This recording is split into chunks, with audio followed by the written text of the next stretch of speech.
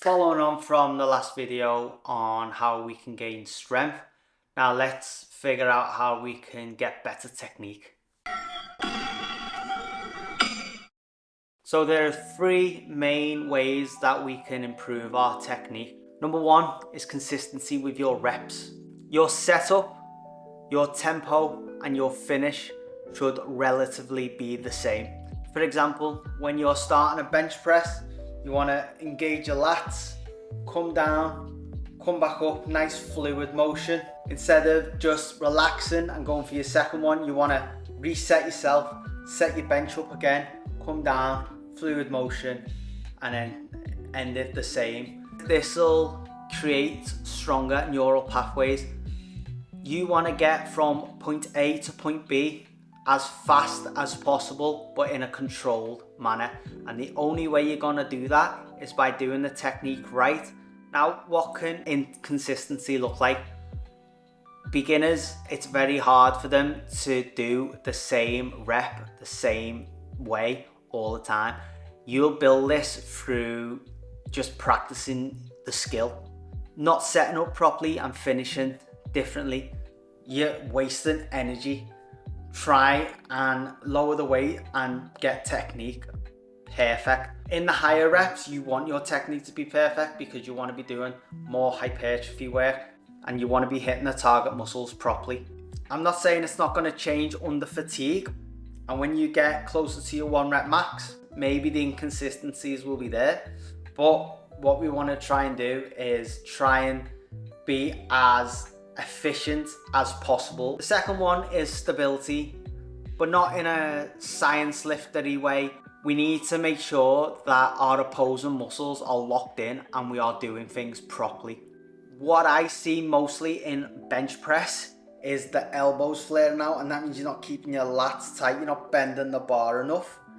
For squat, I would say you're losing tension and dump the bar over. I haven't seen a lot of people do that. And the biggest one that I see in deadlifts is not pulling the slack out, and then your lats kind of come forward, it pulls you forward, using all your lower back. That is okay when you're coming into like your 1 rep maxes, but when you're doing in training, it's not ideal. You don't really want to be fatiguing yourself and not finishing reps. Third one is fluidity, and it kind of goes hand in hand with consistency. You want to be aiming for smooth reps. When it comes to hypertrophy training, you want to be hitting the target muscle that you want to hit. When you're doing a bicep curl, for example, try and lock everything in, keep everything stable. However, I've seen people, if it's too heavy, or when you get fatigued, they kind of bring the shoulder forward a little bit and then they kind of like jerk it up. But you want to really be focusing on the target muscle that you're working. Whatever rep scheme you're doing, make sure that you can hit that rep scheme. So if it's 6 to 10, you want to be hitting it nice 1, 2, try and do it the same motion. None of this 1, 2, 3, 4, 5. You want to be nice and smooth, nice and fluid with your motion, and you don't want to be like using your shoulder, you don't want to be jerking it up, you don't want to be doing some mad thing with your elbow where your elbow comes forward. Try and lock everything in, and you don't want to be grinding all the time. If you're grinding all the time, that's telling me you're going too heavy. If you want to be hitting the target muscle or you want to be getting stronger, you need to get better at the movement. Glide, don't grind. If you're always grinding, you're not doing the movement properly. So drop your ego, drop the weight, and do it properly.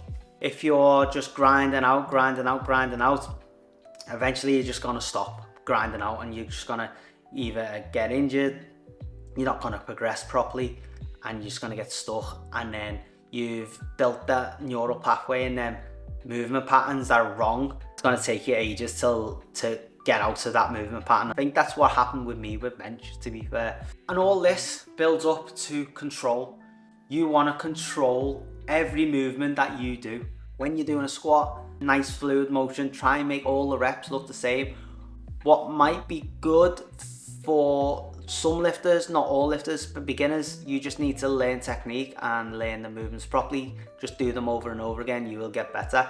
But I'd say for like high intermediates, even medium intermediates, get one of those velocity rep max calculator things, and it gives you a rep speed in milliseconds. I think that could be really good.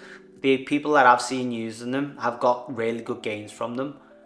Granted, they are really expensive, the really good ones. So I personally, I'm not going to get one. I'm not a powerlifter anymore, but I was very close to getting one.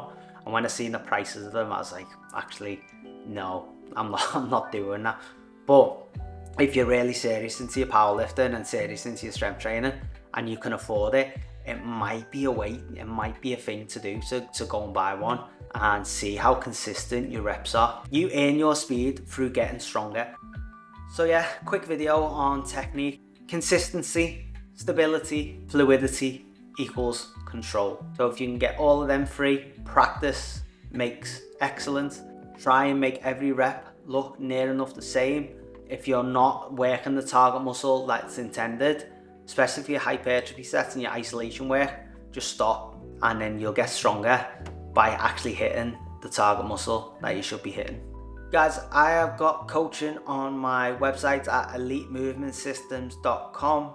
So if you feel like you're getting stuck in your powerlifting or getting stuck in your strength training, want to look better, then please reach out. You can book a 30-minute call with me. You can give me a call and we can go from there.